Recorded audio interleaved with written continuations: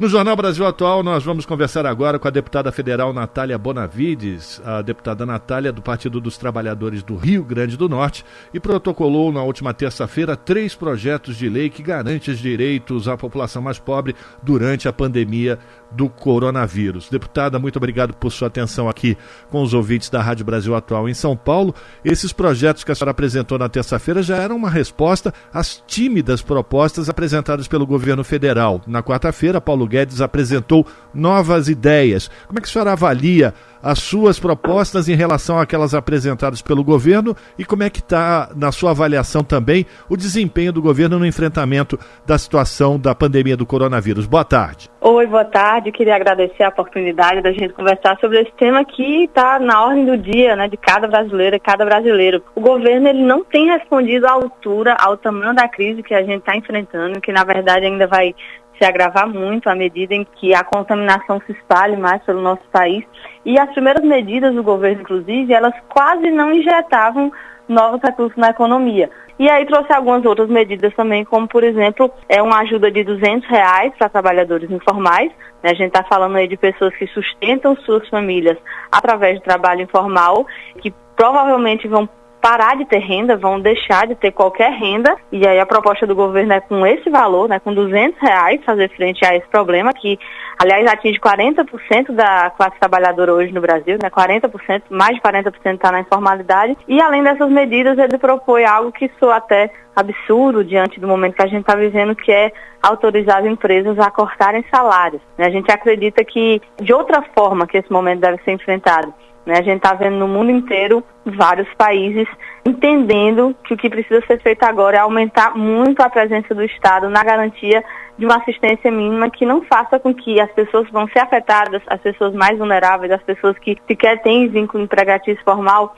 não faça com que elas entrem em uma miserabilidade extrema, né, que não tenham condições sequer de se manter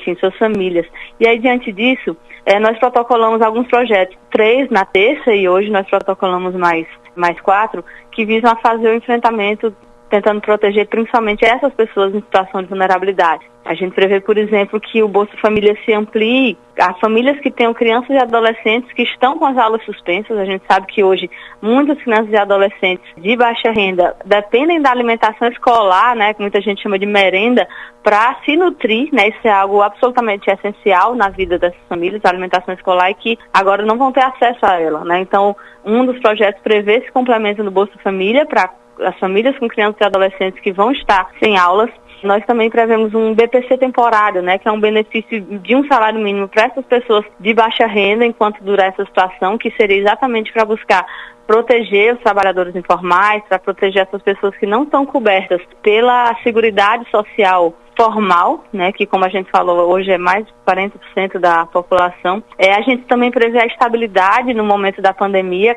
sem que isso atinja os microempreendedores, que aí um outro projeto prevê um auxílio da União para as microempresas que tiverem funcionamento suspenso conseguirem manter o pagamento dos salários do seu empregado, né, ao menos a maior parte delas. E, enfim, alguns outros projetos que tratam especificamente de agricultores familiares que precisarem estar em situação de isolamento, de população em situação de rua, né. A gente vem aí trazer o auxílio emergencial financeiro, que é um tipo de auxílio que já é previsto em outra lei para situações assim de calamidade, que eles sejam estendidos a essas populações que agora vão precisar ficar em isolamento ou ficar sem trabalhar, muitas dessas pessoas, ou que estejam mesmo nessa situação, como é o caso da população em situação de rua, que já é uma população extremamente vulnerável, que nesse momento ficam sem qualquer amparo. Então, uma série de medidas que buscam que o Estado dê uma resposta nessa situação de emergência e que difere um pouco da tônica que o governo tem utilizado como resposta para essa situação. Agora, deputada, hoje foi aprovado, referendado pelo Senado, o pedido de calamidade nacional apresentada pelo governo, que diminui as barreiras que o governo teria que seguir com relação à responsabilidade fiscal, à lei de teto de gastos. A senhora acredita que com essa aprovação pelo Senado, o governo modifique a forma de colocar suas propostas na atenção da população brasileira, que vai começar a sentir já em pouquíssimo tempo os efeitos dessa crise? Eu acredito que, apesar de, a partir de agora, com a decretação de calamidade tendo sido aprovada pelo Congresso. Apesar de, a partir de agora, o governo estar autorizado a tomar medidas bem mais amplas, eu me preocupo muito se um governo que tem um ministro da Economia como Paulo Guedes, por exemplo, se ele vai realmente tomar as providências à altura do que a situação precisa. As respostas foram dadas nos primeiros dias, já muito nos preocupam, até porque a gente devia estar debatendo aqui não só uma decretação de calamidade, isso é pouco, não só por causa dos efeitos imediatos que isso vai ter, mas os efeitos de longo prazo que isso vai ter no nosso país. A gente tinha que estar debatendo, por exemplo, o fim do teto dos gastos, o fim do congelamento dos investimentos, que inclusive foi o que fez com que o nosso SUS hoje estivesse recebendo essa situação de pandemia num estágio muito mais precário do que estaria se não houvesse o teto dos gastos. E como a gente sabe que o ministro da Economia, o Paulo Guedes, ele é alinhado com a política neoliberal, e a gente vê o reflexo até desse entendimento nas primeiras medidas que foram anunciadas, muito nos preocupa se o governo vai entender a gravidade do momento, se o governo vai entender que não tem como enfrentar um momento como esse sem uma presença forte do Estado, e se vai, enfim, repensar as políticas que estão sendo tomadas até agora, que ainda deixam uma parte considerável da população muito vulnerável. E essa preocupação vem também pelo próprio comportamento do governo durante essa crise, Eu acho que a palavra mais falada por Bolsonaro sobre o tema do coronavírus foi histeria. Ele falou várias vezes que a gente estava vivendo uma histeria por causa do coronavírus. Quando começou a pegar mal, ele recuou um pouco no discurso, mas ele segue com esse entendimento. A gente viu ele ontem e hoje, por exemplo, repreender os governadores por causa das medidas de isolamento, de fechamento de comércio, de espaços públicos que estão sendo tomadas. Ele criticou os governadores por isso, enquanto a gente sabe que em outros países foram medidas assim que possibilitaram desacelerar o espalhamento da contaminação e, com isso, preparar melhor o sistema de saúde para receber de forma mais lenta, mais gradual, as pessoas doentes. E a gente vê que não está sendo levado a sério, o governo não está levando a sério, e me preocupa até se é uma questão de não entendimento da dimensão do que realmente está acontecendo, ou se não é uma questão de realmente não se importar com as vidas que vão ser perdidas, e vão ser perdidas mais vidas na medida que o governo não responda de forma adequada.